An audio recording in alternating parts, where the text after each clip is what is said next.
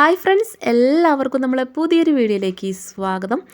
ഇന്ന് നമ്മൾ തുളസിയില വെച്ചിട്ട് നമ്മുടെ വീട്ടിലുണ്ടാകുന്ന കൊതുക്, ഈച്ച, ചെറിയ പ്രാണികളൊക്കെ ഉണ്ടല്ലോ. ഈ മഴക്കാലമാകുമ്പോൾ അതിൻ്റെ ഭയങ്കര ശല്യമുണ്ട് എല്ലാവർക്കും. അപ്പോൾ അതൊക്കെ മാറാനായിട്ട് നമുക്ക് നമ്മുടെ വീട്ടിൽ നിന്ന് ഈ പ്രാണികളെയൊക്കെ നമുക്ക് തുരത്തി ഓടിക്കാൻ പറ്റിയ നല്ല എഫക്റ്റീവായിട്ടുള്ള ഒരു അടിപൊളി ഹോം റെമഡിയാണ് കേട്ടോ ഞാനിന്ന് പറയാൻ പോണത്. അപ്പോൾ ഇതിനായിട്ട് നമുക്ക് വേണ്ടത് ഇങ്ങനത്തെ ഒരു തുളസിയിലാണ് കേട്ടോ. അതായത് ഈ കൃഷ്ണ തുളസി എന്ന് പറയില്ലേ, ഇതാണ് സംഭവം. ഇതെല്ലാവരും വീട്ടിലുണ്ടാവും അല്ലേ. അപ്പോൾ എന്തായാലും കുറച്ചധികം അങ്ങോട്ട് പൊട്ടിച്ചെടുത്തോട്ടോ.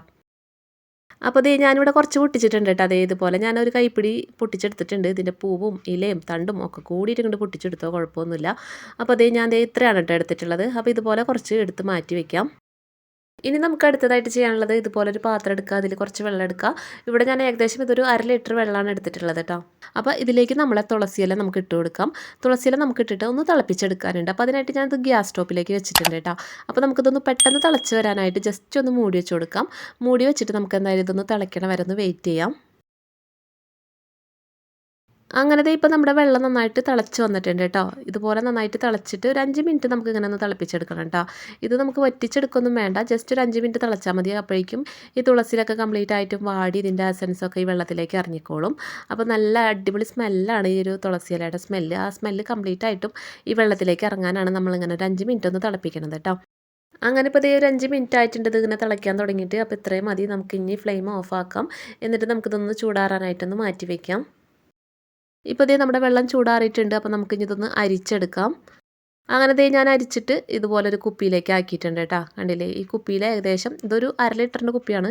ഈ കുപ്പിയുടെ ഏകദേശം ഒരു 1/4 ഭാഗത്തോളം നമുക്ക് കിട്ടിയിട്ടുണ്ട് കേട്ടോ. പിന്നെ നമുക്ക് അടുത്തതായിട്ട് വേണ്ടത് 1 ടീസ്പൂൺ ബേക്കിംഗ് സോഡയാണ്. അപ്പോൾ ഞാനിത് പേപ്പറിൽ ഇട്ട് കൊടുക്കുന്നുണ്ട് കേട്ടോ, പുറത്തേക്കൊന്നും പോവാതിരിക്കാനാണ്. ഈ ബേക്കിംഗ് സോഡയുടെ മണം പ്രത്യേകിച്ച് നമുക്കൊന്നും ഫീൽ ചെയ്യില്ല, പക്ഷേ ഇതിൻ്റെ ഒരു സ്മെല്ല് പ്രാണികൾക്കൊക്കെ പെട്ടെന്ന് കിട്ടും. അപ്പോൾ അവറ്റങ്ങൾ ഓടിപ്പോകട്ടെ ഇതിൻ്റെ സ്മെല്ലൊക്കെ അടിച്ച് കഴിഞ്ഞാൽ. പാറ്റ, അതുപോലെ ചെറിയ ചെറിയ പ്രാണികളൊക്കെ ഉണ്ടല്ലോ, അതൊക്കെ ഇതിൻ്റെ സ്മെല്ലടിച്ച് ഓടിക്കോളും. അപ്പോൾ ഇത് ഇത്രയേ ഉള്ളൂ. നന്നായിട്ട് മിക്സ് ആക്കിയിട്ട് ഒരു സ്പ്രേ ബോട്ടിലാക്കിയിട്ട് നമുക്ക് സ്പ്രേ ചെയ്ത് കൊടുക്കാവുന്നതാണ് കേട്ടോ.